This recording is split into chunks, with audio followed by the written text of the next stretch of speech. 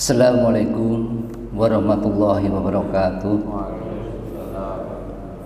Innal hamdalillah nahmadu wa nasta'inu wa nastaghfir wa na'udzu billahi min syururi anfusina wa min sayyiati a'malina. Subhanaka la ilma lana illa ma 'allamtana innaka antal alimul hakim. Asyhadu an la ilaha illallah wa asyhadu anna Muhammadar Rasulullah. Allahumma sholli ala Muhammad wa ala ali Muhammad. Alhamdulillah rabbil alamin. Kita ucapkan puji syukur kepada Allah Ta'ala atas segala kenikmatan yang Allah berikan kepada kita selaku hambanya.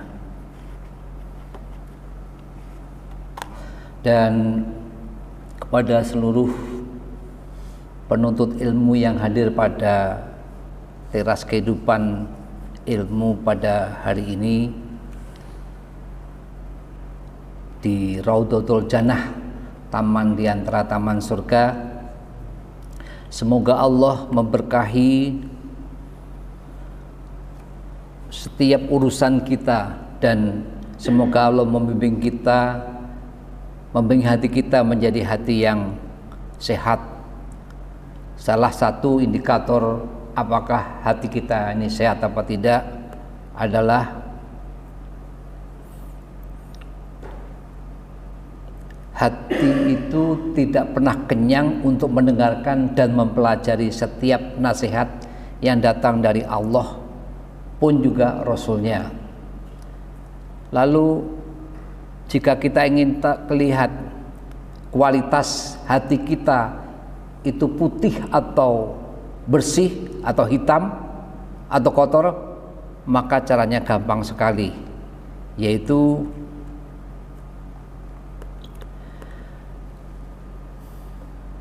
kita meraba ke hati kita apakah kita suka dengan majelis ilmu atau tidak. Dengan kata lain, siapapun kita yang suka dengan majelis ilmu, maka hatinya dengan mudah mendengarkan nasihat-nasihat yang datang daripada qala Allah, qala Rasul, qala sahabat. Maka itulah signal yang tidak terbantahkan bahwa dia memiliki hati yang beriman kepada Allah Ta'ala. Rasulullah bersabda, innal mu'mina la yasba' min khairin yasma'uhu hatta yakuna muntahahu ala jannah. Orang yang beriman itu sifatnya tidak pernah bosan. Yang beriman, muslim belum tentu, karena muslim ada yang fasik, ada munafik. Orang yang beriman itu sifatnya tidak pernah bosan mendengarkan ilmu hingga betul dia berada di mana. Ini sesuatu yang sangat berarti bagi kita. Maka semoga terus menjadikan hati kita yang bersih. Semoga Allah terus menjadikan hati kita untuk bisa merespon setiap nasihat, setiap firman Allah, setiap sabda Rasulullah SAW dan perkataan sahabat. Salawat dan salam mari kita aturkan kepada uswatun hasanah kita, Nabi akhir zaman, Nabi Muhammad Sallallahu Alaihi Wasallam, juga kepada kerabatnya, para sahabatnya, para salafus soleh, tabiin, tabi'ut tabi'in, kaum mukminin mukminat yang istiqomah hingga akhir zaman, termasuk diri kita ini yang sekarang ini berkumpul di Masjid Al-Hikmah ini, yang selalu mengikuti para salafus soleh. Maka doa kita kepada mereka yang telah para salafus soleh ridwanullah alaihim.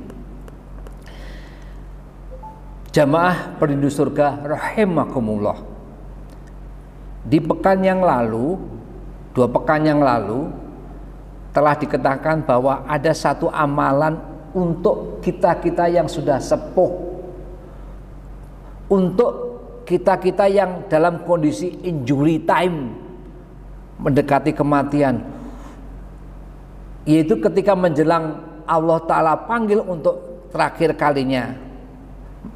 Maka dalam hal ini salah satunya yang kita bahas adalah tentang islahun nafsi. Artinya sebelum Allah panggil, kita sudah memperbaiki diri. Nah, pada kesempatan ini akan dibahas yang lebih detail lagi tentang islahun nafsi tadi, memperbaiki diri tadi. Dan ada satu penegasan dari Allah ketika kita nanti didatangi oleh malaikat maut, maka ayat ini sangat penting. Ayat itu di surat Asy-Syura ayat 88 dan 89. Yauma la yanfa'u malu wala banun, di hari harta dan anak-anak laki-laki tidak berguna, useless. Illa man atallah biqalbin salim, kecuali orang-orang yang menghadap Allah dengan hati yang bersih. Stressingnya, penekanannya di sini adalah hati yang bersih. Nah, qalbun salim atau hati yang selamat itu yang menjadi tujuan kita ketika malaikat maut menghampiri kita dalam kondisi qalbun salim, hati yang bersih, hati yang selamat. Tapi sebelumnya kita perlu memahami bahwa ana wa antum diciptakan Allah itu untuk apa? Maka Allah tegaskan di surat 51 ayat 56, wa ma khalaqatul jinna wal insa illa liya'budun, dan aku tidak menciptakan jin dan manusia melainkan supaya mereka mengabdi kepadaku, beribadah kepadaku. Jamaah pecinta ilmu syar'i rahimakumullah, tahukah kita bahwa liya'budun, mengabdi kepadaku, terjemahan dari liya'budun itu adalah yang tadi adalah ibadah di dua wilayah. Jadi liya'budun atau mengabdi kepadaku itu ada dua hal, ada dua wilayah. Yang pertama adalah wilayah zahir, ibadah di wilayah zahir, dan yang kedua adalah ibadah wilayah batin. Nah, sementara banyak yang diantara kita belum tahu benar, ibadah itu memiliki definisi khusus yang tidak banyak diketahui oleh kaum muslimin. Bisa jadi termasuk diri saya pada waktu. Dan ini ibadah itu definisinya ada di kitab-kitab tauhid warisan para ulama terdahulu. Salah satunya adalah menurut Syekhul Islam Ibnu Taimiyah rahimahullah, ibadah adalah ismun jami'un lima yuhibbullahu wa yardo, nama yang mencakup dari semua perkara yang Allah cintai dan Allah ridhoi. Semua cintai dan ridhoi, penekannya.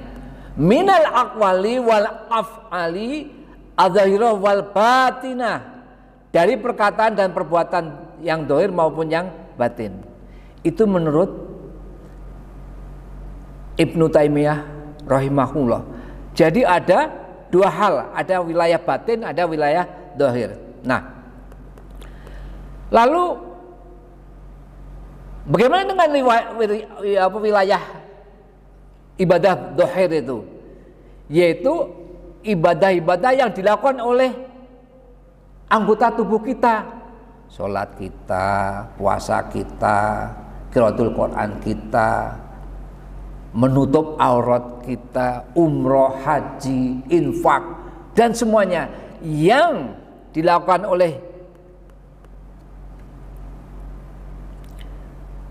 Anggota tubuh kita itulah namanya adalah ibadah dohir. Sementara ibadah batin yang perlu kita pahami bahwa hati kita pun dibebankan untuk beribadah kepada Allah Subhanahu wa taala. Dasarnya apa? Dari mana bisa melihat seperti itu? Allah tegaskan di surat 17, surat Al-Isra ayat 36. Inna sam'a wal basara wal fu'ada kullu ulaka ika kana anhu mas'ula. Sesungguhnya pendengaran, penglihatan dan hati semua itu akan dimintai pertanggungjawabannya. Ingat ada kata-kata hati di sini. Hati kita nanti. Kalau mata kita pasti dengan melihat yang baik-baik tentunya. Pendengaran kita juga begitu. Mendengarkan yang baik-baik. Tapi hati kita siapa yang tahu? Kalau mata, ketika ada saudara kita, teman kita melakukan hal yang kurang pas menurut agama, kita bisa tegur. Tapi hati kita posisinya ada di dalam, tidak tahu. Nah, jamaah pencinta ilmu syar'i, salah satu poin kenapa stressingnya pembahasan judul ini diprioritaskan ibadah hatin, karena masih banyak ikhwan kita belum mengetahui bahwa Allah lebih suka hanya melihat pada hati dan amalan. Allah lebih suka melihat hati dan amalan hambanya tentunya. Nah, ini ada di mana? Ada di hadis riwayat Muslim nomor 2564. Rasulullah bersabda,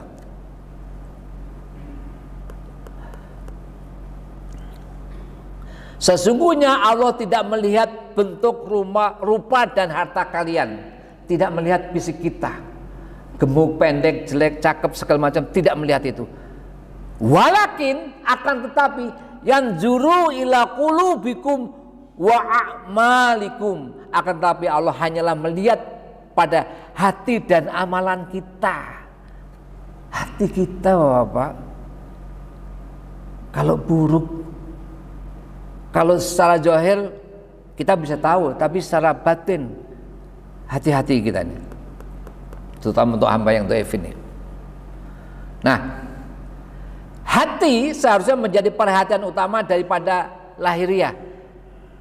Hati kita mestinya mendapatkan porsi lebih banyak setiap ibadah kita daripada ibadah-ibadah zahir atau lahiriah. Karena baiknya hati, baik pula amalan lainnya. Karena hati yang bersih adalah amalan yang lain bisa diterima. Karena hati yang bersih. Beda halnya jika memiliki hati yang rusak, terutama hati yang tercampur noda syirik. Karena itu mari kita selalu memperhatikan hati kita masing-masing. Jamaah salat subuh rahimakumullah. Manusia karena minimnya pengetahuan tentang ibadah, maka mengartikan bahwa ibadah itu hanya dohir doang, hanya lahiriah saja. Dan sebagian besar dari kita hanya memperhatikan ibadah dohir, ya karena itu yang kelihatan. Banyak yang bagus di dalam masalah sholat kita, bisa jadi. Banyak yang mempesona di dalam masalah puasa kita, benar. Banyak yang berkali-kali bisa melakukan ibadah umroh, infak dan segala macam. Poinnya di dalam masalah ibadah dohir bisa dikatakan orang yang soleh, bisa dikatakan seperti itu. Tapi ternyata nih masalahnya ini, tapi ternyata hatinya rusak ketika dia tidak mampu melaksanakan kewajiban yang harusnya dilakukan oleh ibadah hatinya. Hatinya tidak ikhlas, Bapak Ibu-ibu, hatinya penuh dengan benci, hatinya penuh dengan hasad, hatinya tidak ridho dan tidak tawakal, maka sesungguhnya disitulah kita memahami bahwa ada orang beribadah seperti gali lubang tutup lubang. Ibadah zahirnya bagus, tapi ibadah hatinya berantakan. Padahal jika kita berantakan di dalam ibadah hati, maka jauh lebih parah daripada berantakan pada ibadah zahir. Syekhul Islam kembali Ibnu Taimiyah rahimahullah menegaskan, amalan badan tidak akan diterima tanpa perantara amalan hati. Itu ada di kitab Majmu' Al-Fatawa. Saya ulangi, amalan badan tidak akan diterima tanpa perantara amalan hati. Artinya apa? Artinya harus salim, artinya harus bersih.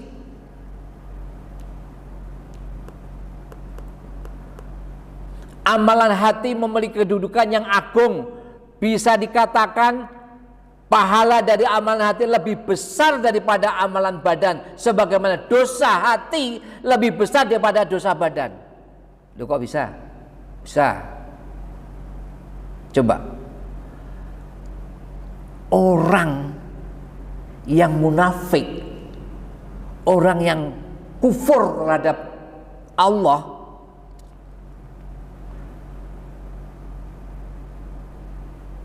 itu dosanya lebih besar daripada dosa zina, riba, minum khamr dan judi. Kita sama-sama tahu bahwa orang munafik itu ada apa? Kata orang Jawa itu inti pengen rokok, keraknya neraka. Apalagi kalau mereka berada di antara kita, maka ekstra hati-hati kita. Jamaah salat subuh rahimakumullah. Lalu mana dalilnya untuk menunjukkan ibadah hati itu penting dan utama, terkadang lebih penting daripada ibadah zahir? Ada banyak dalil, tapi kali ini hanya satu saja. Yang pertama, dalilnya di mana letak bahwa ibadah hati itu lebih penting daripada ibadah zahir, yaitu kita merenungi perkataan Rasulullah SAW dalam hadis riwayat Muslim. Bapak-bapak, ibu-ibu yang Allah rahmati, kalaupun ada manusia infak 1 gunung Uhud emas, kalau ada satu orang yang ingin infak 1 gunung Uhud emas, maka Rasulullah SAW mengatakan tidak akan diterima sampai kemudian orang yang berinfak dengan 1 gunung Uhud emas itu menerima takdir Allah yang baik maupun yang buruk. Artinya apa? Amalan itu di-reject. Rasulullah bersabda, "Lau anna la hadi misla Uhudin dhahaba fantaqahu ma qabilallahu minhu hatta yu'mina bil qadar." Andai kata salah seorang dari mereka di antara kita misalnya memiliki emas sebesar gunung Uhud, jadi kalau dihitung kira-kira puluhan triliun ya. Kemudian ia menginfakkan di jalan Allah, Allah itu tidak punya hajat untuk menerima ibadah sedekahnya sampai puluhan triliun pun, sampai puluhan triliun sekalipun. Kenapa? Ketika dia tidak mengimani takdir Allah, takdir baik maupun yang buruk, dia tidak ridho terhadap apa keputusan Allah, maka infaknya sebesar 1 Uhud gunung emas ditolak oleh Allah Ta'ala. Masya Allah. Karena kenapa? Orang tersebut tidak mengimani daripada rukun iman yang 6 tadi.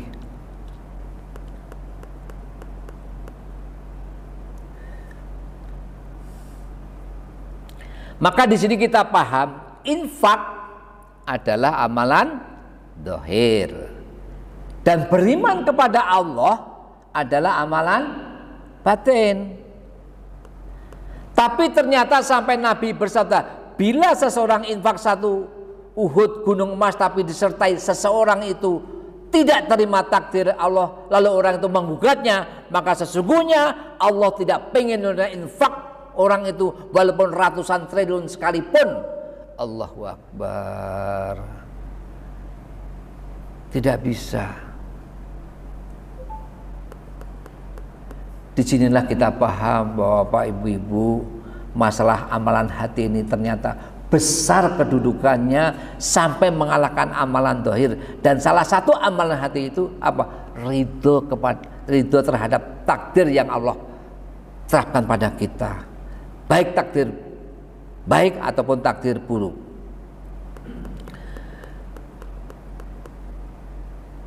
Saya rasa terutama santrinya Ustadz Miftah termasuk diri saya pernah mendengar ini, pernah diajarkan. Dalam hadis riwayat Muslim, Rasulullah menjawab ketika ditanya tamunya, "Akhbirni 'anil iman." Beritahukan kepada aku tentang iman. Kata orang itu, "Antumina billah, beriman kepada Allah, wa malaikatihi wa kutubihi wa rusulihi wal yaumil akhir wa tumina bil qadar."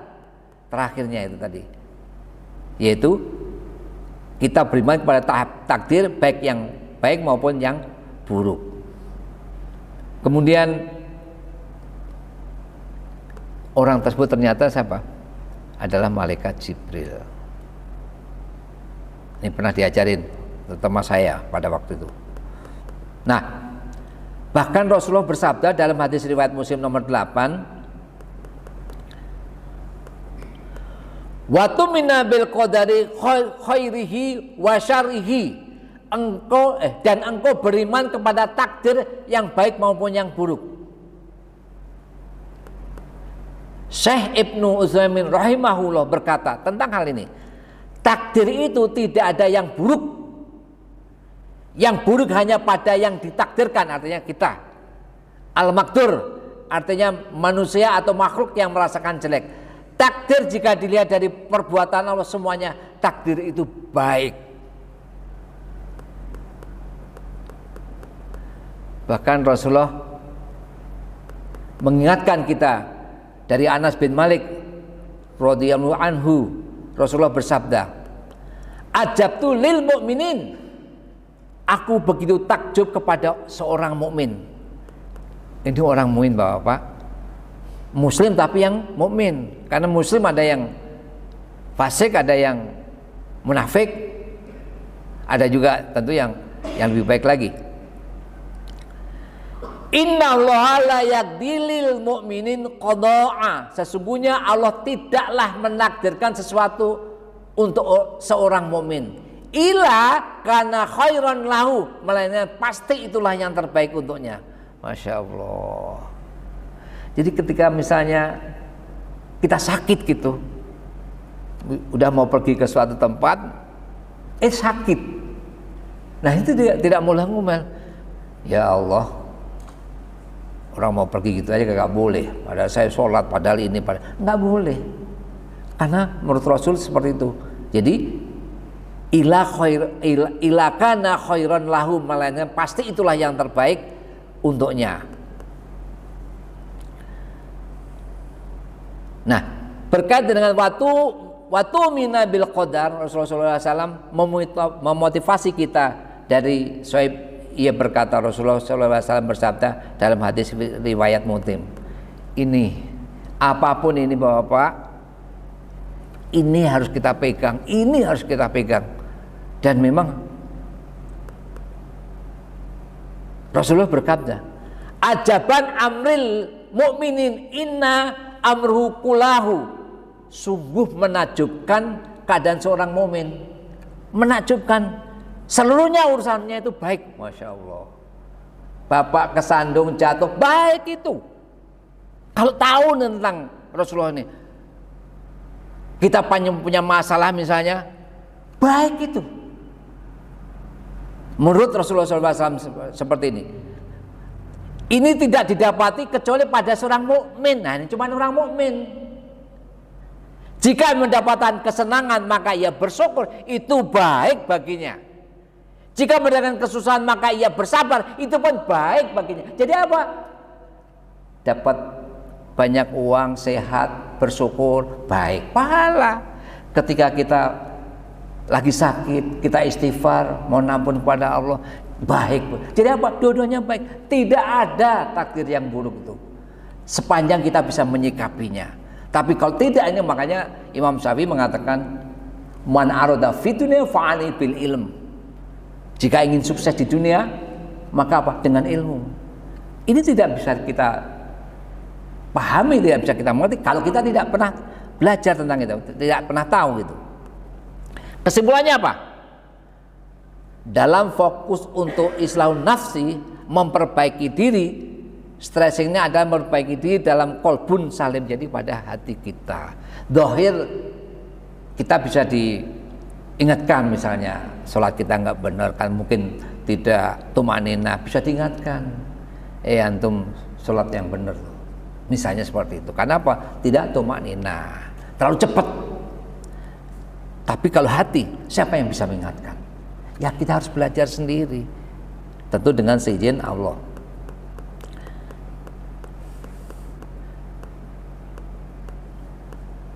Maka bisa dikatakan pahala dari amalan hati itu lebih besar daripada amalan badan, sebagaimana dosa hati lebih besar daripada dosa badan. Oleh karena itu kita dapati dosa kufur dan kemunafikan lebih besar daripada dosa zina, riba, minum khamr, judi dan yang lain-lainnya.